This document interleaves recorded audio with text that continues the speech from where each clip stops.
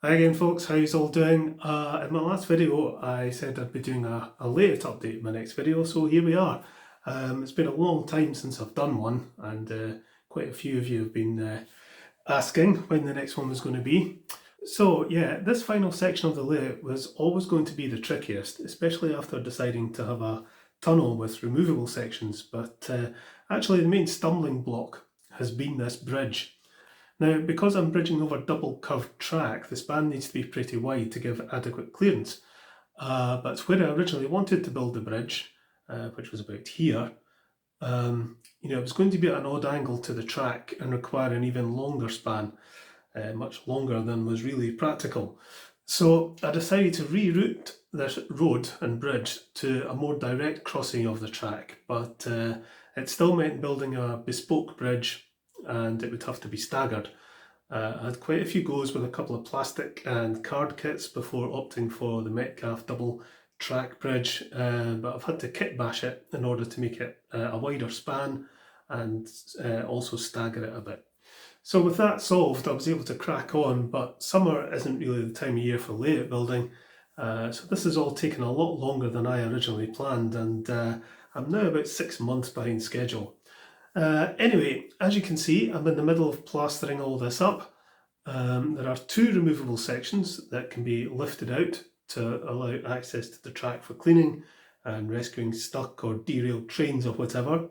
I've used mod rock on these sections to help minimise weight, but I'm skimming over with a thin layer of plaster just to add a bit of strength and also to provide a better surface for coating with PVA and scatter, etc. I'm going to be putting in a Metcalf sloped retaining wall here once I get all this plastered up. And then I'll get all this ballasted up, and then we'll start adding scatter and trees and whatnot to this area here. I think I'm planning to have some houses here, so this will be like a little village, I think. Maybe a farm building or something. But lots of trees, lots of bushes, and we'll see how it goes. We'll just kind of make it up as we go. I'll be so glad to see the back of all the white polystyrene at last. And it'd be really nice to see this corner all green and trees and buildings and people and stuff. You've maybe noticed these line-side workers have been at these points for a while. Actually, this point here, just get them out of the way, is broken. This joiner here between these rails is broken. I could probably glue it, but I'm more inclined to take it out and replace the point, to be honest, but I can't be bothered at the moment. It's a big job to take out a ballasted point, so we'll get to that at some point. Excuse the pun.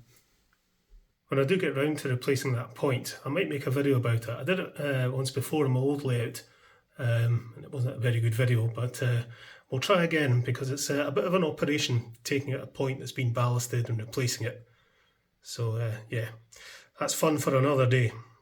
Steve from Block Signalling got in touch with me and asked if I'd like to have one of these. This is it's a DC shuttle with acceleration and deceleration. It's the SAS2-BR. Now, the one I currently use has acceleration but doesn't have deceleration. So when a train comes into the station, it just stops.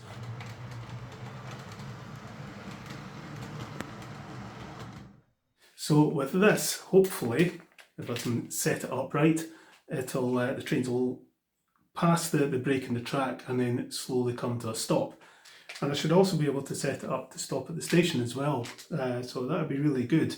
I think what I'll do is set up some test track to wire it up and figure out how it works before trying to install it on the layout. And really, I don't want to start doing this until I get this final section of the layout done. But thanks very much to Steve for sending me this to try out and review. I'll get to it as soon as I can. Also coming up soon, I'm going to be trying out a couple of micromotor CD motor conversion kits for Hornby Ringfield motors from Peter Spares, so watch out for that soon. I'm going to try a new little format of video soon, and it's just to let you see all the other locomotives that I work on, because off camera, I do probably as many repairs off camera as I do on camera. But occasionally things crop up that I think I kind of wished I'd videoed this. Like, there was when I was working on an old Duplo the other day, and the brush retainers were held on with an elastic band wrapped around the motor. So you get stuff like that would be good to show you. So that's what I plan to do, is when I'm working on all those other locomotives, is to video bits of them, video anything that's of interest, but just at least to let you see all the other locomotives that I'm working on. And if you have questions about them or whatever, fire them into the comments. But I thought that'd be, just a good idea to let you see all the other locomotives that I do normally off camera. Alright, okay, so I won't leave it as long before the next layout update. I think once I get it plastered up, and once the ballasting's done and I start doing the greenery on the last section, that's probably when I'll do the next layout update, which I don't think will be that long. I want to get this done and dusted as soon as possible. Right, okay, we'll get some trains on, and then I'll catch you later, folks.